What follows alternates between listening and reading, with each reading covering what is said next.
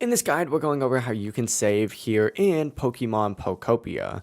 Before we do get into this guide, make sure to like the video and subscribe to the channel with all notifications on. It really does help with the channel and it lets us know that you want more content like this. We'd greatly appreciate it, and if at any point throughout this guide you did have any questions, just ask them down in the comment section below and we can help you out further. I'm going to be doing my best to reply to every single comment down there. Now, first things first, you're going to have the Pokédex unlocked, but once you have the Pokédex unlocked, you just have to go ahead and hit the plus button to open up the menu, and then from here, what you need to go ahead and do is just go all the way down to the very bottom of the Pokédex itself. If you look in the bottom, there's a minus button that says save and quit. Go ahead and select that, and then of course, there's no way to save without quitting, so this will always exit the game and save. Now, the game may autosave as well, but it is obviously safer to manually save before you do stop playing and play another game, so just keep that in mind. But that really is it. That's all it takes to save and quit here in Pokemon Pokopia. If you guys did have any questions, just ask them down in the comment section below and we could help you out further. I'm going to be doing my best to reply to every single comment down there.